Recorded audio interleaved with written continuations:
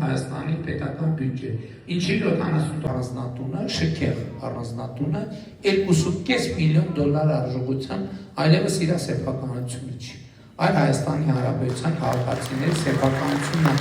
Եվ ես արդեն հանձնարարել եմ առաջիկայում այդ առանձնատանը մենք կստեղծենք ծերերի խնամքի կենտրոն։ Այսինքն դա կվերադարձնենք մեր թոշակառուներին։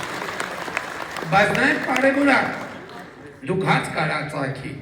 բա այդ 6.6 միլիարդ եմ ասում, 300 միլիարդ եմ ասում, բա ինչ են կարել այդ փողերը, ինչ են կարել, թոշակ ենք բարձրացրել ժողովուրդ ջան։ 2018 թվականից մինչև 2026 թվականը մենք 7 տարբեր որոշումներով Հայաստանի Հանրապետության թոշակառուների թոշակները 7 անգամ 8 տարվա մեջ մենք 7 անգամ ուղղակի կամ անուղղակի որոշումներով անդրադարձել ենք թոշակների հարցին։ 7 տարվա մեջ 8 անգամ։ Այսինքն մենք գործնական այդ տարիներից մեկն էլ եղել է պատերազմի եւ քովիդի տարին։ 8 տարվա մեջ 7 անգամ մենք թոշակ ենք բարձրացրել։ 2018 թվականին